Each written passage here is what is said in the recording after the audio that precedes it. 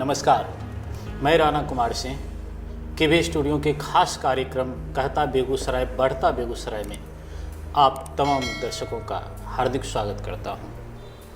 मित्रों, आज के इस कार्यक्रम में आपके बीच हमारे बीच एक ऐसे रंगमंच के बेहतरीन कलाकार उपस्थित हैं जिन्होंने बेगूसराय के रंगमंच को अपने पहचान के साथ साथ राष्ट्रीय स्तर पर पहचान दिया।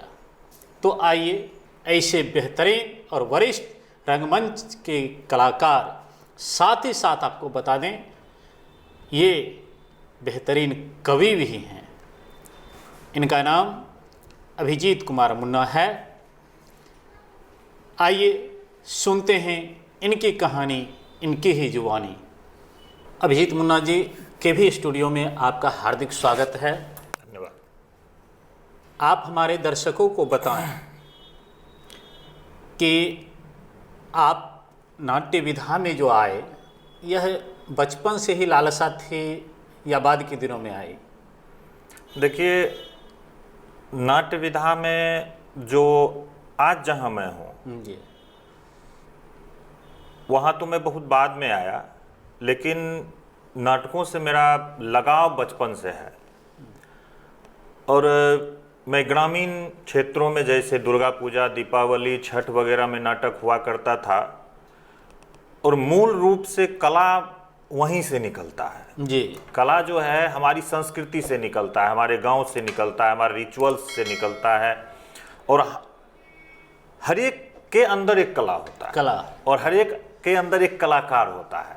जी, लेकिन कुछ लोग क्या होते हैं कि उस कला और कलाकार को, अपनी संस्कृति को थोड़ा सा दबा करके इस क्षेत्र को इसलिए अलग कर देते हैं कि दुनिया में हर एक व्यक्ति पैसा के पीछे भाग रहा है और उसी पैसे के अंधी दौड़ में लोग अपने आप को, अपने क्षेत्र को, अपने संस्कृति को, हर चीज को एक तरह से भूलता जा रहा है।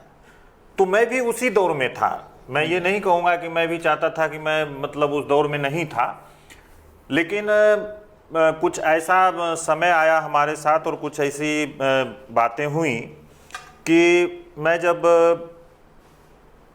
आईएससी 92 में किया, आईएससी करने के बाद कुछ आपसी जो होता है विवाद की वजह से हमारी पढ़ाई बीएससी पार्ट 2 के बाद थोड़ा सा रुका और उसी बीच बेगूसराय रंगमंच के जो अभी अब नहीं कर रहे हैं, बेगूसराय रंगमंच में अब काम भी नहीं कर रहे हैं, हमारे ग्रामीण ही थे, गोपाल दा और एक अमरेश जी, वो उस समय आशीर्वाद रंगमंडल से जुड़े हुए थे और आशीर्वाद रंगमंडल के साथ ही वो काम करते थे। तो गांव में काम करते हुए वो हमें देखा करते थे, तो उनकी लालसा थी और उनकी जिज्ञासा थी कि हम बेगूसराय रंगमंच में आकर के काम करें, बेगूसराय के लिए काम करें।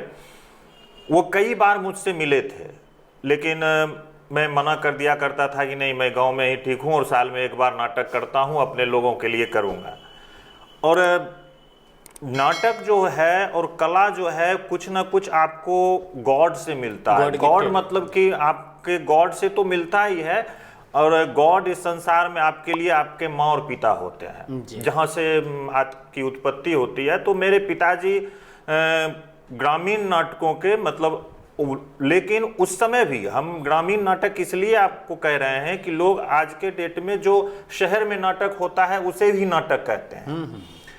लेकिन मेरे पिताजी एक शिक्षक थे और रिटायर हो चुके हैं, लेकिन वो अपने समय में भी जिसे आज हम पढ़ते हैं और उसे आधुनिक हिंदी नाटक का मतलब पुरोधा मानते हैं, वैसे नाटक मुझे विरासत में मिला पढ़ने के लिए। मोहन राकेश के नाटक जो कि, और जिस समय मैं बेगूसराय रंगमंच ज्वाइन किया था, यहाँ पे केवल नाटक लोग किया करते थे, पढ़ने से बहुत ज़्यादा मतलब नहीं था। तो लोग थ्योरी को कुछ नहीं समझते थे, जो है प्रैक्टिकल में हम मंच पे जाएंगे, इधर जाएंगे उधर जाएंगे, नाटक कर लेंगे, जो कि बाद के दिनों में बदला। और ये सारी चीज़ मुझे अपने पिताजी से मिला। मेरे पिताजी एक अच्छे अभिनेता भी थे, एक अच्छे निर्देशक भी थे और नाटकों की अच्छी समझ थी। चाहे वो बादल सरकार के नाटक हों, जगदीश चंद्र माथुर के नाटक हों, मोहन राकेश जी के नाटक हों, धर्मवीर भारती जी के नाटक हों, इन सारे मतलब महान नाटककारों का नाटक जो था वो हमें घर में एक विरासत के रूप में मेरे पिताजी के द्वारा मिला जी। और वहाँ से मैं नाटक पढ़ता था तो लगाव था।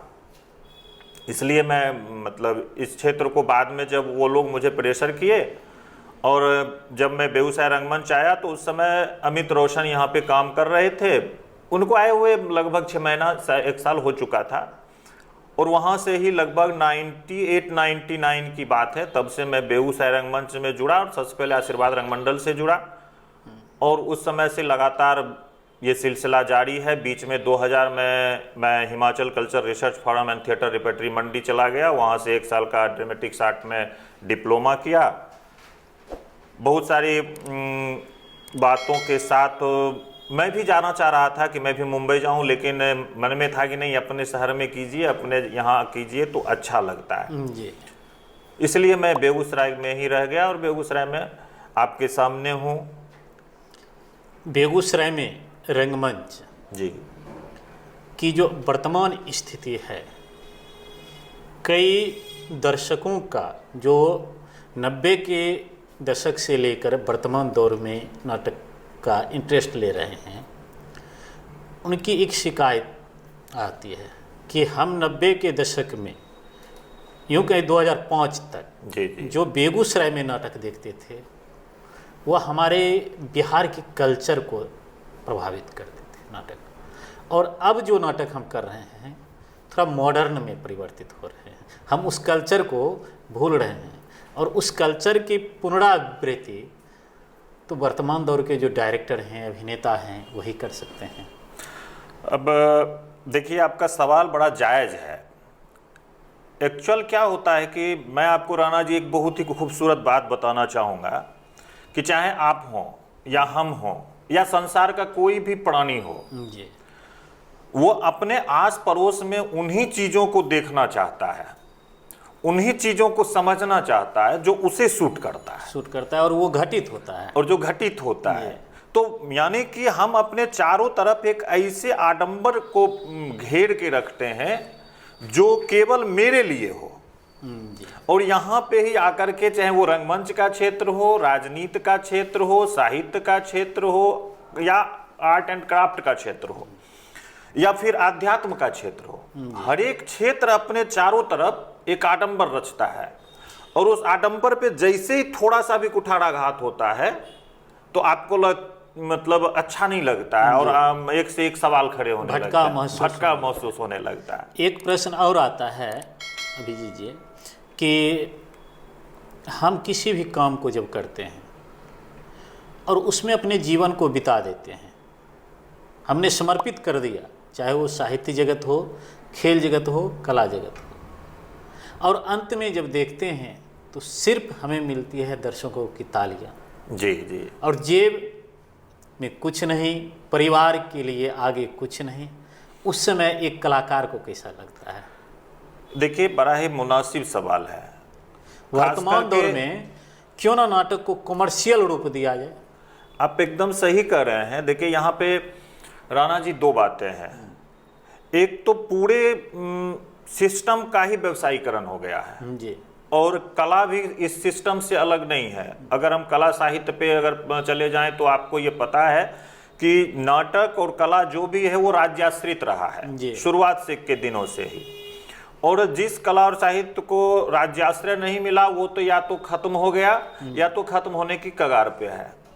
अब बहुत विस्तार में नहीं जाते हुए मैं आपको बता दूं कि अपने ही मतलब काव्य जगत में ही बड़े बड़े नाम को जब आप उठाएंगे तो आप देखेंगे कि एक तरफ निराला हैं, एक तरफ अपने रामधारी सिंह दिनकर जी हैं जी।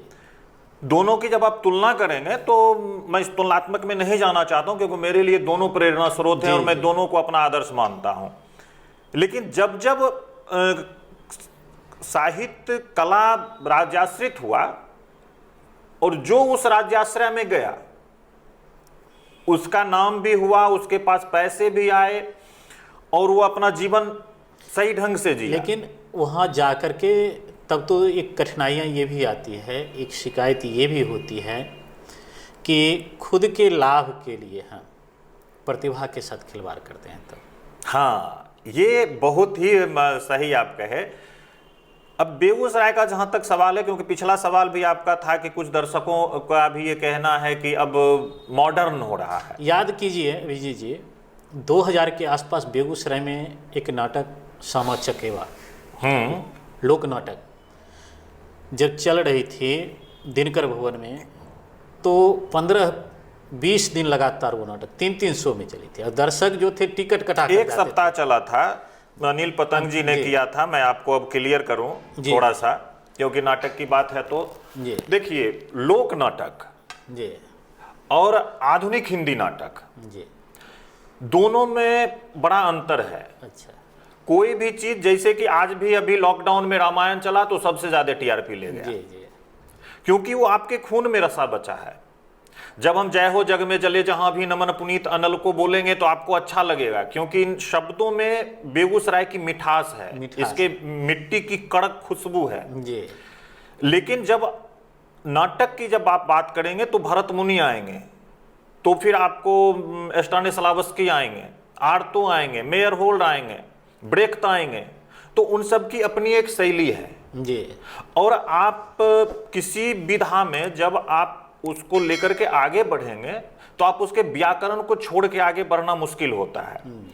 तो आधुनिक हिंदी नाटक में बेगूसराय रंगमंच में एक नई क्रांति लाने का सबसे बड़ा श्रेय तो मैं ये कहूँगा कि मतलब शुरुआत से विजय सिंह पाल ने उसको शुरू किया, उसको बढ़ाया, फिर बाद के लोगों ने, संजय राज ने, फैयाजुल हक ने, लेकिन इसको राष्ट्रीय फलक पे सबसे ज़्यादा चर्चित करने वाला अगर कोई व्यक्ति हुआ वो प्रवीण कुमार गुंजन हुआ, जी जी। जो राष्ट्रीय नाट्य विद्यालय से पास आउट होने के बाद वापस आया और वापस आने के बाद बेगूसराय रंगमंच को एक नई दिशा और दशा प्रदान किया। जी। 2-4 नाटक मुझे भी उसके साथ एज ए अभिनेता करने का मौका मिला है। तो कारण है कि आप जब कहीं से नई चीज़ें सीख के आते हैं और उसे जब इम्प्लीमेंट करते हैं तो बहुत सारे लोग आपसे नाराज होते हैं, और उसी नाराजगी का ये परिणाम था। जो कुछ दर्शक के जो आपको कम्प्लीमेंट मिला या जो लोग को कुछ शिकायत किए, तो उसका यही कारण था। होता क्या है कि आपने कहा कि हम जब अपने परिवेश की कहानी को दर्शाते हैं तो लोग उससे सीखते भी हैं और उनके लिए एक मनोरंजन का साधन भी हो जाता है। और जब हम उस चीज़ को आधुनिकता में ढालते हैं तो एक लाइन में शिकायत आ जाता है कि हम अपनी सभ्यता को भूलकर पश्चिमी सभ्यता को पकड़ रहे हैं, ये शिकायत आ जाता है। बहुत अच्छा सवाल है। यहाँ पे मैं एक चीज क्लियर कर देता हूँ मैं, क्योंकि एक तरफ आप कह रहे हैं कि अपनी मिट्टी को छोड़ करके आप पश्चिमी सभ्यता की तरफ जा रहे हैं। पश्चिमी सभ्यता एक अलग चीज है। देखिए, ये हमारा फोक है। फोक जो है, हमारी अपने मिट्टी की खुशबू सबको अच्छा लगता है, लेकिन अगर मेरे मिट्टी की खुशबू अच्छी है, मेरे मिट्टी की खुशबू हमें रोमांचित करती है, लेकिन इसका मतलब ये नहीं है कि हम अगले मिट्टी को नहीं देखें। संस्कृति तभी फैलेगा। एक चीज तो होगा ना कि हमारे लिए 15 साल से 20 साल से अगर अभिजीत मुन्ना जी रंगमंच पर मेहनत कर रहे हैं और इनके जेब में 2 रुपया नहीं आ रहा है, तो हमें देखना चाहिए कि हम आगे की जो परंपरा है उसको तो बढ़ाएंगे ही। हो सकता है कि हम अपनी सभ्यता संस्कृति पर आश्रित नाटक को भी बीच बीच में करते रहें और दर्शक इंटरेस्ट अगर लेते हैं, उससे कहीं इनकम का जरिया बनता है, तो हमारे कलाकारों के जेब में भी कुछ न कुछ जाएगा। देखिए, इसमें मैं बहुत ही 2 टूक कहता हूँ राणा जी। हिंदी नाटक का 2-3 केंद्र है, दिल्ली है और उधर भोपाल है और उसके बाद पटना है। बहुत कम जगह पे हिंदी नाटक खेले जाते हैं और हिंदी नाटक में मुझे नहीं लगता है कि आने वाले भविष्य में भी आपको पैसा है। इसमें नाटक में जब आप जाएंगे तो कुछ बांग्ला नाटक में कुछ लोग थे जो वहाँ पे बांग्ला नाटक में कुछ पैसा था जी, मराठी नाटक में पैसा था, लेकिन आज की डेट में जब मैं आपको बताऊं तो ना बांग्ला नाटक में पैसा है ना मराठी नाटक में पैसा है। यानी कि सोशल मीडिया, जो कि एक सशक्त माध्यम के रूप में उभरा है, सोशल मीडिया और फिल्म टेलीविज़न के आने से इस पे थोड़ा सा मतलब कुठाराघात हुआ है। जहाँ तक कि आप देख रहे हैं कि लगभग हॉल बंद हो चुके, सिनेमा हॉल बंद हो चुके हैं। वैसे माहौल में नाटक से पैसा कमाना थोड़ा सा कठिन जरूर है, लेकिन कुछ लोग कमाए भी हैं। बेगूसराय में ही कुछ लोग बहुत पैसा कमाए हैं और बहुत ईमानदारी से कमाए जी हैं। जी। और मैं नाम नहीं लेना चाहता हूं, नहीं तो बेगूसराय के तो जो नाटक से जुड़े हुए 10 से 20 लोग ऐसे हैं जिनका मैं नाम बता सकता हूं जो लाखों में रुपया कमा रहे हैं। तो लेकिन उन कहने का मतलब कि थे तो नाटक में, लेकिन पैसा नाटक से नहीं है।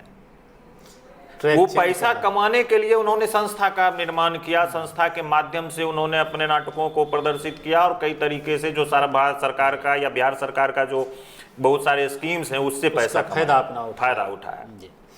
अभिजीत जी, एक चीज़ बताइए हमारे दर्शकों को, चूँकि आप तो वरिष्ठ कलाकार हैं, कि अगर नवोदित प्रतिभा नाटक के क्षेत्र में, कला के क्षेत्र में आना चाहता है तो उसके लिए फ्यूचर क्या है? देखिए, सबसे पहला चीज और अंतिम चीज, जो भी नए लोग नाटक में आना चाहते हैं तो उनसे मैं सबसे पहला तो दरख्वास्त करूंगा और उनसे विनती करूंगा कि वो अपने पेरेंट्स को भी बताएं कि मैं इस क्षेत्र में जाना चाहता जी। हूं। और दूसरा सबसे बड़ा जो और अहम चीज है वो है कि आप अच्छी पढ़ाई करने वाले हों। अगर कोई काम नहीं मिला तो हम नाटक करने जाएंगे तो फिर आप फेल होने के अलावे कभी पास नहीं हो सकते।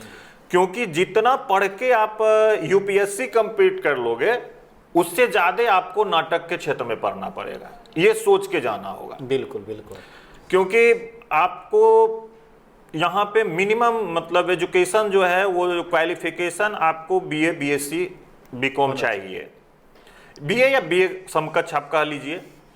उसके बाद ही यहाँ पे थोड़ा सा स्कोप खुलता है। चाहे वो आप नाटक के क्षेत्र में जाते हैं तो राष्ट्रीय नाट्य विद्यालय नई दिल्ली चले जाइए, भारत हिंदू नाट्य अकादमी भोपाल चले जाइए, चाहे अरविंदो मास कम्युनिकेशन कोलकाता चले जाइए, चाहे आप फिल्म सिटी पुणे चले जाइए। मतलब इस तरीके के जितने भी बड़े इंस्टीट्यूट हैं जहां से आपका भाग्योदय हो सकता है, जहां से आप इस क्षेत्र में आगे बढ़ सकते हैं, तो उसके लिए मिनिमम योग्यता जो आहर्ता है वो पूरा करके आइए जी। अगर आप ये सोचते हैं मैट्रिक कर लिए अब कोई काम नहीं बचा है तो हम नाटक करेंगे और पीठ पे एक कलाकार का ठप्पा लगा करके बेगूसराय में जैसे बहुत लोग घूम रहे हैं तो आप भी घूमिएगा और अंत में परेशानी ये होगी कि आप घर बैठ जाएंगे। हाँ, ना घर के रहेंगे ना घाट के रहेंगे। अभिजीत जी, हमारे दर्शकों को बताइए कि चूँकि आप हमारे कार्यक्रम को अक्सर चैनल पर देखते रहते हैं, स्टार्स ऑफ बेगूसराय पर, या हमारा जो फेसबुक पेज है डॉक्टर रोशन कुमार, उस पर, कि केवी स्टूडियो परिवार का डॉक्टर रोशन कुमार जी का जो यह प्रयास है, यह आपको कैसा लगा? देखिए, सबसे बड़ी बात है तो मुझे तो सबसे पहले आश्चर्य होता है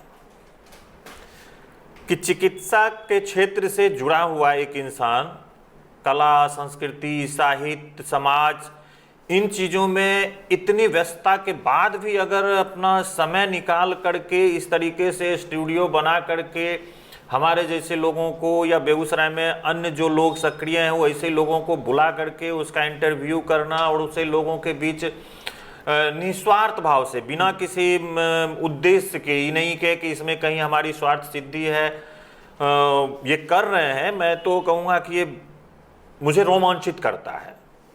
मुझे रोमांचित करता है कि ऐसे प्रयास अगर बेगूसराय के और लोग करें। मैं कहने का मतलब कि और चिकित्सा के क्षेत्र से बहुत लोगों को जानता हूं जो कला साहित्य में रुचि लेते हैं, लेकिन उसमें एक एम ढूंढना ये बड़ी बात है। जैसे कि बहुत सारे लोग हैं, रंजन चौधरी हैं, राहुल कुमार हैं, डॉक्टर, चाहे बेगूसराय के बहुत सारे डॉक्टर हैं, निशांत रंजन जी हैं, उधर सांडिल्य जी, धीरज सांडिल्या जी हैं, इन सारे लोगों से व्यक्तिगत सामाजिक स्तर पर उन लोगों का भी अच्छा योगदान है। लेकिन ये एक बेहतर प्रयास है कि जो बात हम लोग आप कर रहे हैं और कुछ पैसा खर्च करके उस बात को हम मास में ला रहे हैं, तो ये एक बहुत ही बेहतरीन प्रयास है और कुछ नया और क्रिएटिव हमें लगता है कि रोशन जी को करना अच्छा लगता है। हमारे डॉक्टर साहब का एक और प्रयास है जिस पर हम लोग विचार कर रहे हैं। हो सकता है महीना 2 महीना के अंदर हम लोग अब बेगूसराय के स्थानीय कलाकार को लेकर हमारे उस कार्यक्रम में एक भी बेगूसराय के बाहर के कलाकार नहीं होंगे, चाहे वो फिल्मी दुनिया से हो या रंगमंच से कलाकार हो। हम लोग शॉर्ट मूवी भी बनाएंगे, हर चीज़, नौलखा मंदिर है उस पर परिकल्पना बनाएंगे, जयमंगलागढ़ है उस पर बनाएंगे, या अभिजीत मुन्ना जी एक अच्छे नाटककार हैं, अच्छे स्क्रिप्ट लिखते हैं, हम उस पर भी कार्य करेंगे। बहुत अच्छी बात है और बड़ा ही सराहनीय मतलब सोच है। और मैं इसमें एक लाइन आगे बढ़ाते हुए मैं आपको एक आइडिया दे के आ जाता हूँ। अगर आप फिक्शन बनाइए जी, और एक पात्र से दो पात्र ऐसा हो जो वो कंटिन्यू हो, और मैं आपको एक बात और बड़ा ही खूबसूरत आइडिया आप कह लीजिए, एक बेहतरीन आइडिया मैं आपको दे के जा रहा हूँ कि जैसे अपने इंडियन मैथोलॉजी में, जी, अपने भारतीय संस्कृति में एक ऐसा चरित्र है जो तीनों लोकों में कहीं जा सकता है। जी, एक ऐसा चरित्र है, जैसे हर एक चरित्र, विष्णु हर जगह नहीं जा सकते, शिव हर जगह नहीं जा सकते, उनका कुछ है, या मान लीजिए कि बहुत सारी बातें हो जाएंगी, बाधाएं हैं, लेकिन एक ऐसा चरित्र है जो कहीं जा सकता है। वो कलयुग में भी आ सकता है, और वो द्वापर में भी था, वो त्रेता में भी था, और वो आगे हो सकता है, आगे भी जाएगा। बिल्कुल। और वो चरित्र है नारद। जी, आप मिस्टर नारद करके एक फिक्शन बनाइए, और वो नारद है, जहां भी आपको कुरीति लगे, अगर सिमरिया घाट में कुरीति है कि बाहर में प्रवचन चल रहा है, अंदर में शराब चल रहा है, तो वहां भी आप दिखाइए। अगर कहीं मतलब हमारे पुलिस के लोग हैं, थाने में हैं, चलिए भाई बाहर से तो बहुत बड़े बड़े भाषण दे रहे हैं, वहां जाते हैं तो एक मोटरसाइकिल के लिए 1,000 रुपया 10,000 रुपया फिक्स कर दिया गया है कि आपकी बाइक चोरी हो गई है, आप मेरे यहाँ लिखाने आइएगा FIR, तो 10,000 दे दीजिए। तो मतलब नारद वहां भी जा सकते हैं, नारद जयमंगलागढ़ भी जा सकते हैं। जी, जी, तो कहने, और नारद को आपको दिखाना है तो राम के साथ भी आ सकते हैं, कृष्ण के साथ भी आ सकते हैं, और भोलावा के साथ भी आ सकते हैं। तो मतलब एक ऐसा चरित्र जो चरित्र हर जगह घूमे और जिस पे कोई विवाद ना हो। अभिजीत जी, आप अभी तक कितने नाटक लगभग प्रस्तुत किए हैं, और नाटक के माध्यम से बिहार के बाहर कितने राज्यों का भ्रमण किए हैं? बिहार के बाहर तो हमें लगता है कि 10-12 राज्य में तो जाकर के निश्चित रूप से हम किए हैं। उदयपुर किए हैं, दिल्ली किए हैं, आपको इधर दक्षिण भारत में चले जाइए तो उधर कई जगह किए हैं, झारखंड किए हैं, बिहार तो अपना राज्य है, मुंबई जाके किए। करने के लिए नाटक बहुत किया है मैंने। मंडी में तो रहा, मैंने पहले ही कहा, हिमाचल वहाँ रहा। देखिए, सबसे बड़ी बात होता है कि आप कितना किए, कहाँ किए, उससे बेटर है कि आपने जो नाटक किया उसका स्तर क्या रहा। जी, वो नाटक लोग कितने दिन याद रखे। और मूल रूप से एक अभिनेता रहा, और अभिनेता के बाद एक निर्देशक के रूप में भी मैंने बहुत सारे नाटक किए हैं। कहने का ये तात्पर्य है कि आप जो भी कर रहे हैं वो सही और वो संदेशात्मक और सकारात्मक। हाँ, जैसे कि मेरा एक उद्देश्य हमेशा रहा है, अभी जैसे राजनीतिक माहौल है। जी, कल एक लोगों ने मुझे कहा कि आप बताइए कि सरकार कैसी होनी चाहिए। तो मैंने कहा सरकार कैसी होनी, जैसी सरकार होती है वैसी होनी चाहिए। जी, तो नहीं, मेरे कहने का मतलब है कि सरकार कैसा होना चाहिए और काम कैसा करना चाहिए।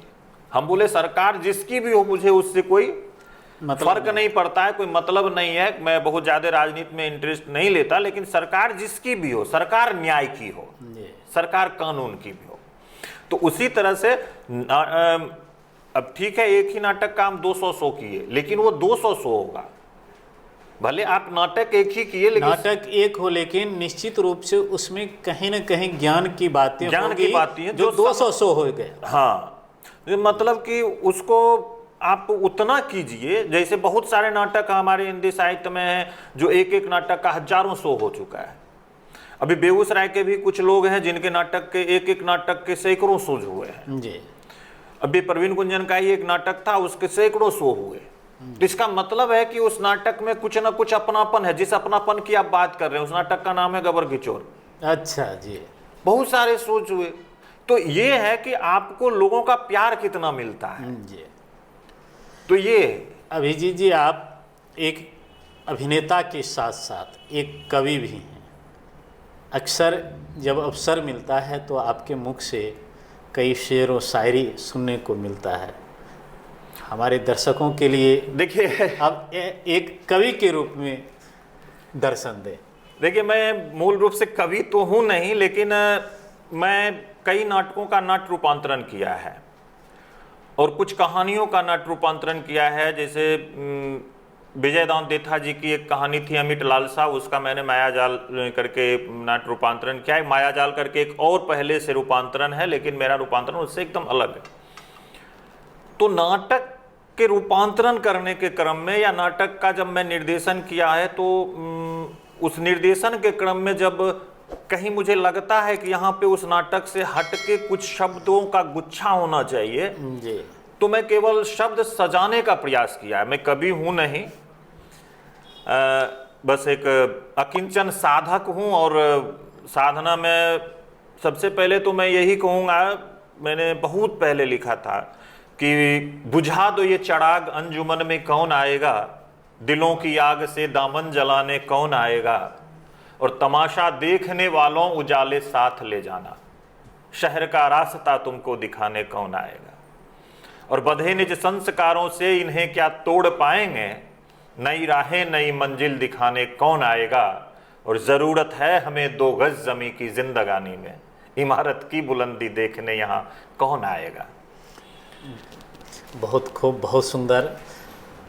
अभिजीत जी, हमारे केवी स्टूडियो में आकर आपको कैसा लगा? देखिए, इसका जवाब तो मैंने पहले ही दिया, और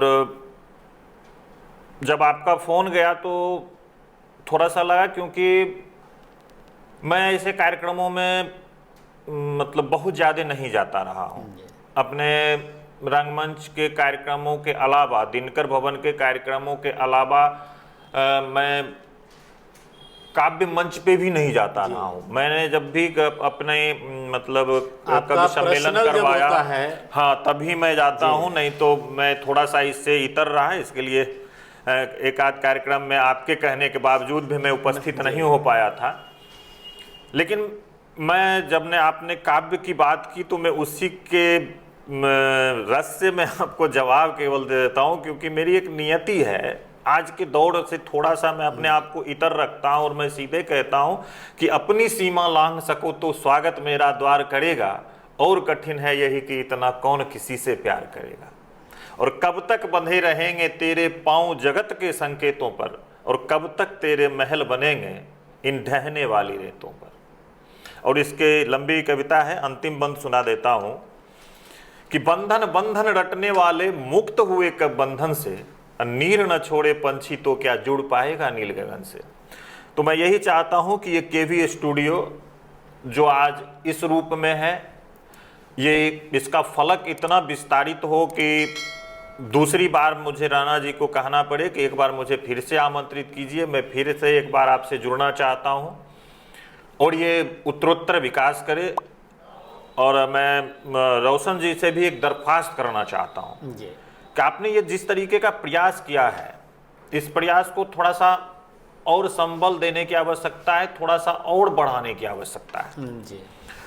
और हमें लगता है कि अगर थोड़ा सा इसका सही तरीके से सही मूल्यांकन करके बढ़ा जाए तो एक बेहतरीन लाइव शो हो सकता है। यह जी, बेहतरीन लाइव शो हो सकता है। और हमें लगता है कि बेगूसराय में जिस तरीके से लोकल न्यूज़ चैनल्स जो कि लगभग खत्म हो चुका है जी, उसका भी एक बेहतर विकल्प ये केवी स्टूडियो हो सकता है। बेहतर विकल्प मतलब हम केवल सही और सच्ची बात रखेंगे, उसके अलावा कुछ नहीं रखेंगे।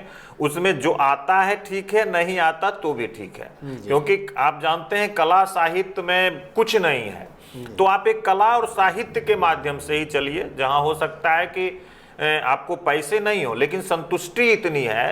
आज मेरे पॉकेट भले फटे हो सकते हैं लेकिन मेरा दिल और मेरा जिगर, मेरा पूरा शरीर उतना मजबूत है मानसिक रूप से जी। कि आपने मुझे बुलाया, नहीं तो मुन्ना जैसे हजारों युवक इस बेगूसराय में हैं।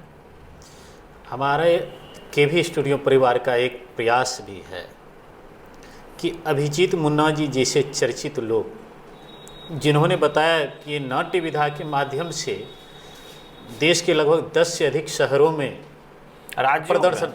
राज्यों में प्रदर्शन किए, और बेगूसराय की आधी से अधिक आबादी अभी तक अभिजीत मुन्ना जी को चेहरे से जानते होंगे कि ये हैं, लेकिन किस रूप में है ये नहीं जानते होंगे। हाँ बिल्कुल। और दूसरा, कई ऐसे, आपने भी कहा कि कई ऐसे कलाकार रह चुके हैं हर विधाओं में जो थक हार करके गुमनामी की ज़िंदगी जीना शुरू कर दिए हैं, और इस मंच के द्वारा हम पुनः उनको यहाँ लाएं।